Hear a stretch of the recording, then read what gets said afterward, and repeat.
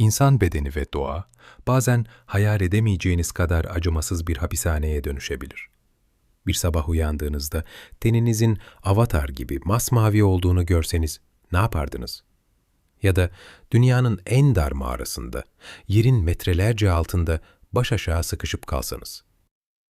Fact and Key Gizli Arşivi'nin 2. bölümüne hoş geldiniz.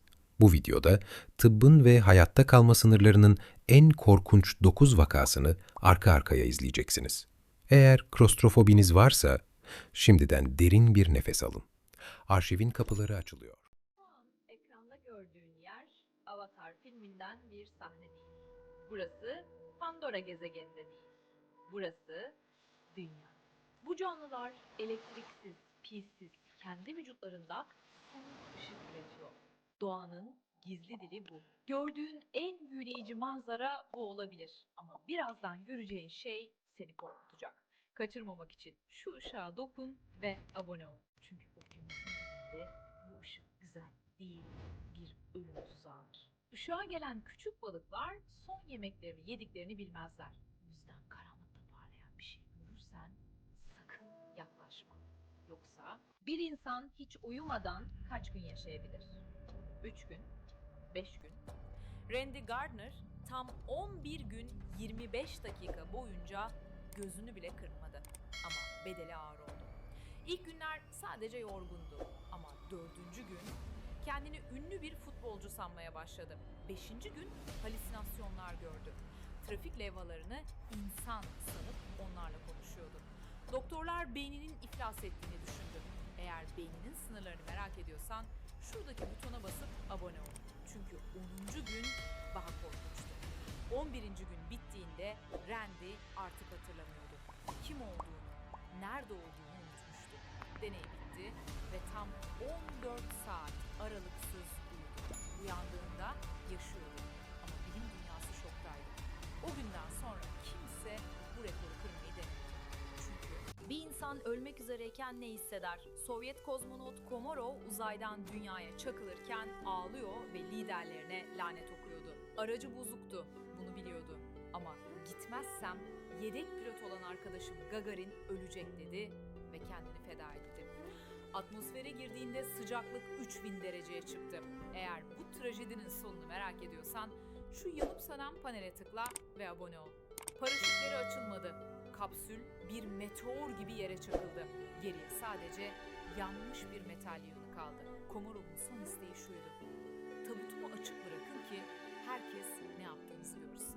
Ve sadece bir tornavida kaydı.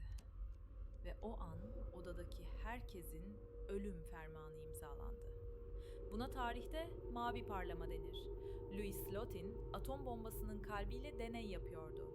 Eli titredi. Tornavida düştü ve küreler kapandı. O anda oda kör edici bir mavi ışıkla doldu. Radyasyon saniyenin 1/1000'i kadar sürede vücudunu parçaladı. Görünmez tehlikeleri seviyorsan şu Geiger sayacına tıkla ve abone ol. Louis hemen küreyi eliyle fırlattı ve arkadaşlarına "Ben öldüm ama siz kaçın" dedi. 9 gün sonra korkunç acılar içinde eriyerek can verdi. Bu çekirdeğe boşuna şeytan çekirdeği adını vermediler.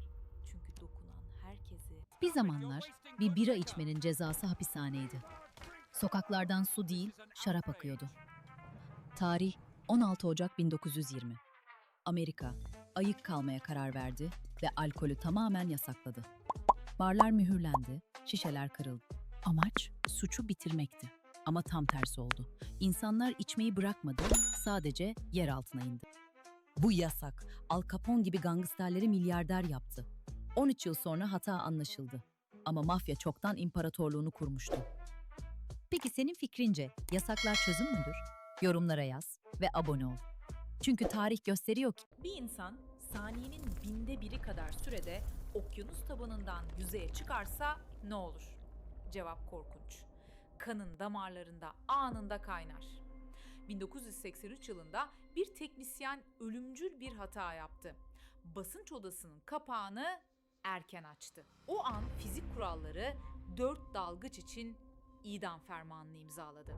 İçerideki basınç o kadar yüksekti ki hava bir bomba gibi patladı. Görünmez tehlikeleri seviyorsan Şu çatlayan ibreye tıkla ve abone ol. Buna patlayıcı dekompresyon denir. Basınç farkı yüzünden vücutlarındaki yağlar bile katılaştı.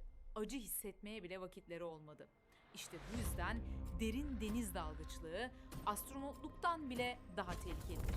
Çünkü orada hata yaparsan Sakın bu cisme yaklaşma. Dünyada buna sadece 300 saniye bakmak bile hayatının sona ermesi demek. Çernobil'in kalbinde yatan fil ayağı. O kadar sıcaktı ki betonu eritip aktı. Eğer cesareti seviyorsan şuna bir like at ve yaklaşalım. Bilim insanları ondan örnek almak için Kalaşnikov'la ateş etmek zorunda kaldı. Bu bilgiyi arkadaşın görmeli, hemen paylaş butonuna bas. Yaklaşan herkes korkunç şekilde eridi. Radyasyonun dürünmez gücünden korunmak istiyorsan şu parlayan butona tıkla ve abone ol. Bugün bile hala sıcak ve hala ölümcül.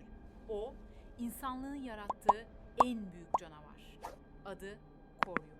Unutma, nükleer felaketler şaka yapmaz. Çünkü bir insan -30 derecede çadırını neden içeriden bıçakla kesip çıplak ayakla ölüme koşar? 1959 Şubatı 9 dağcı Ural dağlarında kayboldu. Bulunduklarında bazılarının gözleri, bazılarının ise dili yoktu. Rus raporlarına göre kıyafetlerinde radyasyon vardı. Peki sizce ben Dyatlov'u doğru mu söyledim yoksa Dayatlov mu? Yorumlarda beni linçlemeden önce dinleyin. Göğüs kafesleri bir araba kazasındaki gibi kırılmıştı ama dışarıdan darbe yoktu. Bu bir yeti mi yoksa KGB silahı mı? Cevabını yoruma yaz, sabitleyeceğim. Dosya kapandı ama sır çözülmedi. Çünkü o gece dağda dünyanın en kötü ölüm şekli nedir? Yanarak mı? Boğularak mı? yoksa baş aşağı sıkışarak mı? 2009'da John Jones, Nati Pati mağarasında yanlış bir dönüş yaptı ve baş aşağı şekilde bir çamaşır makinesi kadar dar bir deliğe sıkıştı. Tam 27 saat boyunca orada bekledi. Kan beynine hücum etti.